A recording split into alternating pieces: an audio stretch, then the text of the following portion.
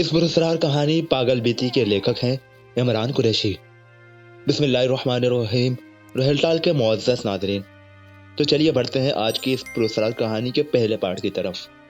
میری کتاب پاگل خانہ کامیابی کے ریکارڈ توڑ رہی تھی۔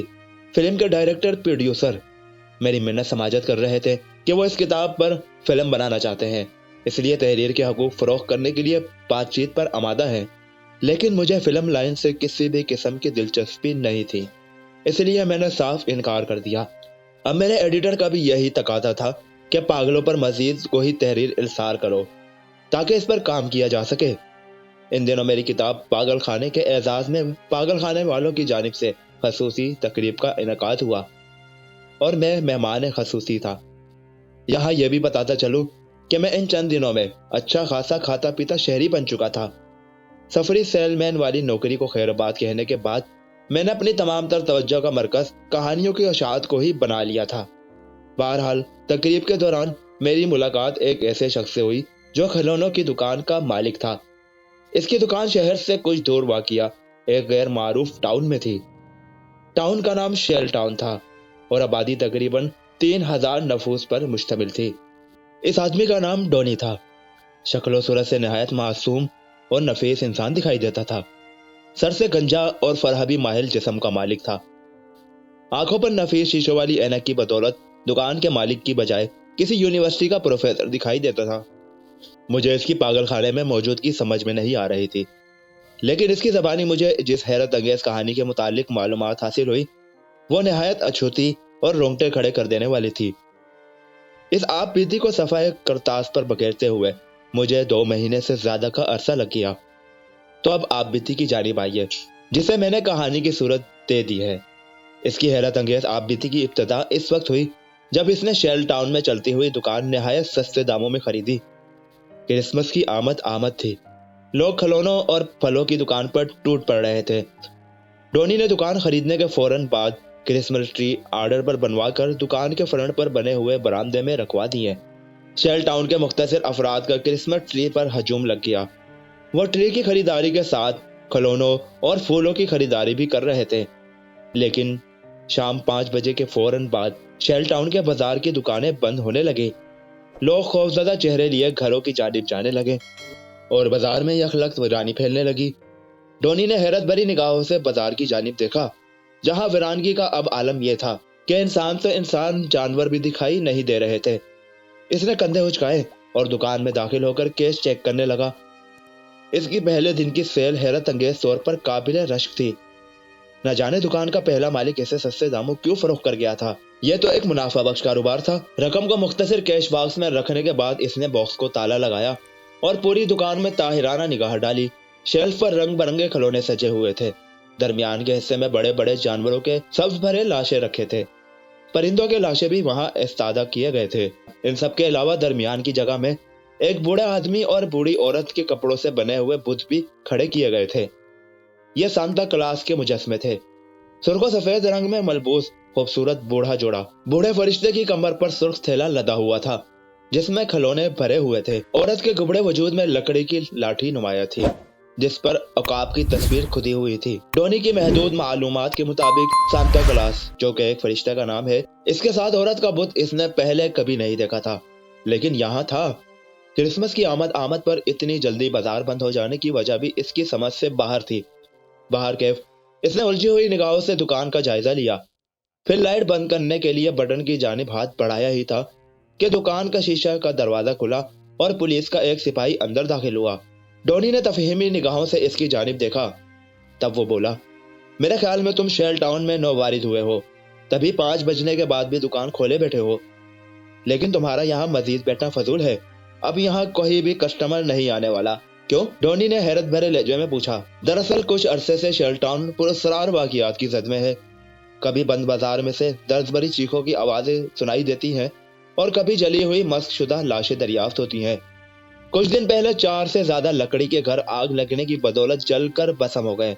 فائر بریگیڈ والوں نے آگ بجھانے کی ناکام کوشش کی، لیکن حیرت انگیز طور پر آگ بجھنے کے بجائے مزید بھڑکتی چلی گئی، پر کوئی جانی نقصان نہیں ہوا، لیکن گھر کے رہائشی مالی طور پر تقریباً دیوالیہ ہو گئے۔ اب مزید 2 دنوں سے टाउन के बाजार में रीछनुमा मखलूक को घूमते फिरते देखा गया है। इस मखलूक ने कभी किसी इंसान को नुकसान नहीं पहुंचाया, लेकिन खौफो हरास फैलाने का बाइस जरूर बनी है। एक मजीद हैरत अंगेज बात यह है कि इस मखलूक की तवज्जो का मरकज तुम्हारी हाल में खरीदी गई दुकान है, इसलिए दुकान को फौरन बंद कर दो और घर की तरफ रवाना हो जाओ। पुलिस वाले ने अजलत में तफसीलात बताई और जवाब सुने बगैर दुकान का दरवाजा खोलकर बाहर निकल गया। डॉनी इसके लबो लहजे में छुपे हुए खौफ और हरास को महसूस कर चुका था। मामले की संगीनी का अंदाजा इसे पुलिस वाले के खौफजदा होने से बखूफी हो गया। इसने लाइट ऑफ की और दुकान का शटर नीचे करने के बाद तेज तेज कदमों के साथ बाजार से मुल्हका रिहायशी इलाके की जानिब चल पड़ा, जहां इसका 2 कमरों पर मुश्तमिल किराए का मकान मौजूद था। शेल टाउन का पुरस्कार कस्बा सुनसान और वीरान दिखाई दे रहा था। सूरज मगरिब की जानिब झुकता चला जा रहा था। हैरत अंगेज तौर पर दरख्तों पर परिंदे भी नहायत खामोशी और उदासी के आलम में बैठे थे। डॉनी खौफजदा कदमों के साथ तकरीबन भागने लगा। इसने दिल में पक्का तहिया कर लिया था कि आइंदा 5 बजे से पहले ही दुकान बंद करके घर चला आएगा। टाउन की वीरानी और उदासी इसे परेशान किए दे रही थी।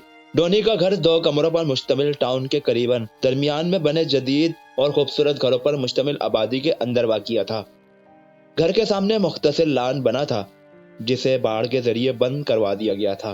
बाड़ के आगे बरामदा और बरामदे के आगे 2 कमरे। इस वक्त तमाम घर वाले और इनके सामने लान सुनसान दिखाई दे रहे थे। ऐसा मालूम होता था जैसे किसी खूबसूरत पेंटिंग को सामने रख दिया गया हो। डॉनी ने अजलत में दरवाजा खोला और घर में दाखिल होने के बाद दरवाजे को झटके के साथ बंद कर दिया। फिर तवील सांस लेते हुए इसने लाइट ऑन की, आतिशदान को सुलगाया और कपड़े तब्दील करने के बाद कॉफी का प्याला थामे रेडियो के पास आ बैठा और खबरें सुनने लगा। रात का अंधेरा फैलने लगा था।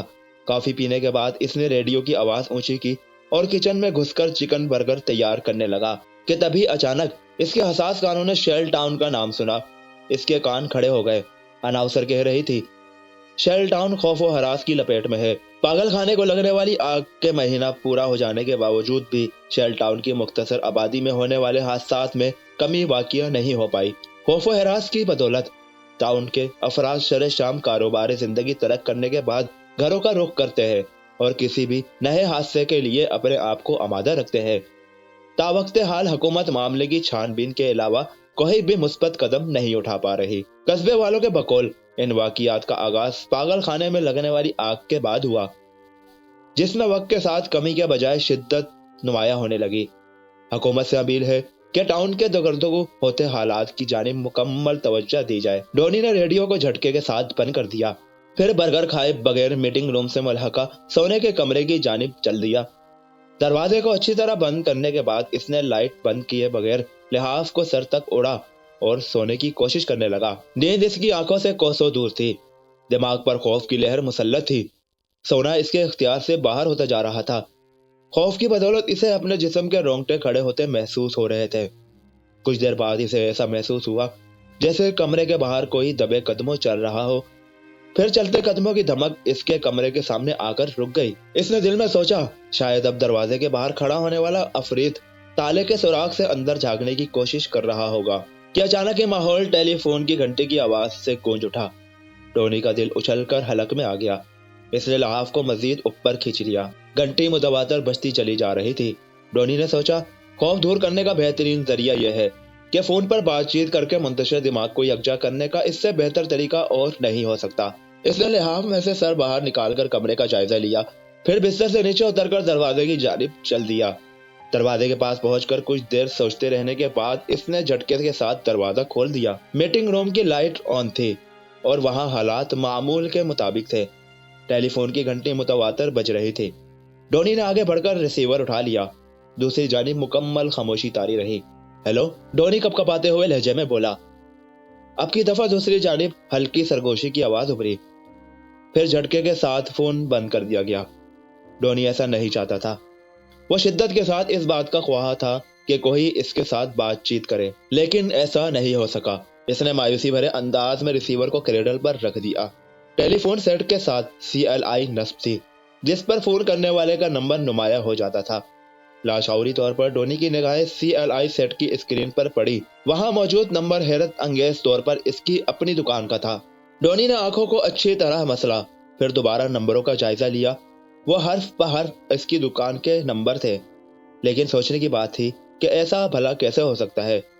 جہاں تک اسے یاد تھا کہ وہ دکان کو تالا لگا کر آیا تھا، اور اس کی اطلاع کے مطابق دکان کی چابی بھی اس کے علاوہ کسی کے پاس موجود نہیں تھی۔ لیکن فون کال کے مطابق دکان نہ صرف کھلی ہوئی تھی بلکہ دکان میں کچھ افراد بھی موجود تھے۔ ڈونی کے چہرے پر فکر انگیز لکیروں کا جال بکھرنے لگا۔ دکان میں رقم کے علاوہ قیمتی سامان بھی موجود تھا۔ اگر دکان میں ڈاکہ پڑ جاتا تب وہ دیوالیہ ہو کر رہ جاتا۔ خوف و ہراس کی لہر جو کچھ دیر پہلے اس کے دل دماغ کو اپنے لپیٹ میں لیے ہوئے تھی، یکدم غائب ہوتی چلی گئی، اور اس کی جگہ پریشانی اور لاچاری نے لے لی۔ پریشانی دکان میں کسی کی موجودگی سے تعلق رکھتی تھی، اور لاچاری اس بات کی تھی کہ مخدوش حالات کی بدولت وہ گھر سے باہر نہیں نکل سکتا تھا۔ ڈونی نے سر کو دونوں ہاتھوں میں تھاما اور صوفے پر بیٹھ گیا کہ اچانک مکان کے دروازے کی گھنٹی بجنے لگی۔ ڈونی نے چونک کر دیوار پر لگی گھڑی کی جانب دیکھا۔ رات کے 11 بجنے والے تھے۔ باہر بھلا کون ہو سکتا تھا؟ رات کے اس پہر ٹاؤن والوں میں سے کوئی بھی باہر نکلنے کی جسارت نہیں کر سکتا تھا۔ شاید کوئی بھولا بھٹکا ہوگا، لیکن شام کو پولیس والے کے تیور کو مد نظر رکھتے ہوئے ایسا سوچنا بھی ممکن نہیں تھا۔ اس نے صوفے پر بیٹھے بیٹھے چلاتے ہوئے پوچھا، باہر کون ہے؟ دروازہ کھولیے، میں چوکیدار ہوں، کرخت آواز میں جواب موصول ہوا۔ ڈونی نے اطمینان بھرا طویل سانس لیا اور صوفے سے اٹھ کر دروازے کی جانب چل دیا۔ دروازہ کھولنے پر اس نے جس عجیب و غریب اور مضحکہ خیز شخص کو سامنے کھڑے پایا، وہ کسی بھی لحاظ سے چوکیدار دکھائی نہیں دیتا تھا۔ بال بکھرے ہوئے، چھوٹی چھوٹی آنکھوں پر گول شیشوں والا چشمہ، ناک بہہ کر ہونٹوں کی جانب آ رہی تھی جسے وہ وقتاً فوقتاً زبان کی مدد سے چاٹ رہا تھا۔ وہ شدید سردی کے باوجود صرف پینٹ شرٹ میں ملبوس تھا۔ مجموعی طور پر چوکیدار کے بجائے وہ کسی سرکس کا جوکر دکھائی دیتا تھا۔ ڈونی نے استفہامیہ نگاہوں سے اس کی جانب دیکھا، تب وہ دوبارہ کرخ لہجے میں بولا، جناب، اس وقت آپ کو پریشان کرنے کا مقصد صرف یہی ہے کہ ابھی کچھ دن قبل میں نے ریچھ نما جانور کو اس رہائشی کالونی کی جانب بڑھتے ہوئے دیکھا ہے۔ میں اس کے پیچھے بھاگا، لیکن اس گلی تک پہنچنے کے بعد وہ یکدم نگاہوں کے سامنے سے غائب ہو گیا۔ آپ کو بتانے کا مقصد صرف یہ ہے کہ محتاط رہیے گا، حالات یقیناً بہتر نہیں ہے۔ بات ختم کرتے ہی وہ دوسری جانب گھوما اور مکان کے مخالف جانب چل دیا۔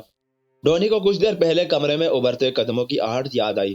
اس نے چلا کر چوکیدار کو اپنی جانب متوجہ کیا۔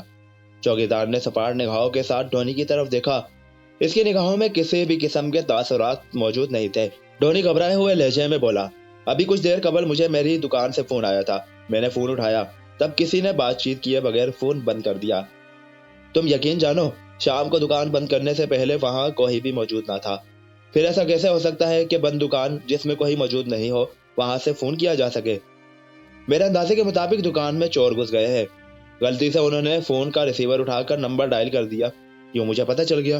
ڈونی تفصیل بتانے لگا، اب میں یہ چاہتا ہوں کہ تم میرے ہمراہ دکان کی جانب چلو، جو یہاں سے زیادہ دور نہیں ہے۔ میں تمہاری اس خدمت کا معاوضہ علیحدہ دوں گا۔ چوکیدار نے کوئی بھی جواب دیے بغیر اسبات میں سر ہلا دیا۔ ڈونی کا مقصد صرف گھر سے دور رہنا تھا، اس لیے اس نے جلدی سے گھر میں داخل ہو کر لباس تبدیل کیا اور چوکیدار کے ہمراہ دکان کی جانب چل دیا۔ راستے میں خاموشی طاری رہی۔ ٹاؤن کی گلیاں اندھیرے میں ڈوبی ہوئی تھی، انسانوں کا نام و نشان نہیں تھا۔ دکان تک پہنچنے میں انہیں تقریباً 10 منٹ لگ گئے۔ دکان کا شٹر اٹھا ہوا تھا اور شیشے کا دروازہ چوپٹ کھلا ہوا تھا۔ وہاں گہما گہمی کا یہ عالم تھا کہ ایک گائک اندر جا رہا تھا اور دوسرا باہر آ رہا تھا۔ ان کے ہاتھوں میں کھلونوں سے بھرے ہوئے شاپر تھامے ہوئے تھے۔ ڈونی کی آنکھیں حیرت کے مارے تقریباً پھٹنے لگی۔ اس نے چلاتے ہوئے اپنے پیچھے موجود چوکیدار سے مخاطب ہوتے ہوئے کہا، انہیں گرفتار کر لو، یہ سب چور ہے، میری دکان کا سامان چرا کر لے جا رہے ہیں۔ اسے اپنے پیچھے جواب سنائی نہیں دیا۔ ڈونی نے ہڑبڑا کر پیچھے دیکھا، لیکن وہاں چوکیدار کا نام و نشان موجود نہیں تھا۔ یہ تھا اس کہانی کا پہلا پارٹ۔ آگے کے واقعات جاننے کے لیے چینل کو سبسکرائب کر کے گھنٹی کا نوٹیفیکیشن دبائیے تاکہ دوسرا پارٹ اپلوڈ کرنے پر آپ کو نوٹیفیکیشن مل سکے۔ اس کہانی کے دوسرے پارٹ کے ساتھ ملاقات ہوگی۔ اللہ حافظ۔ پاکستان زندہ باد، پائندہ باد۔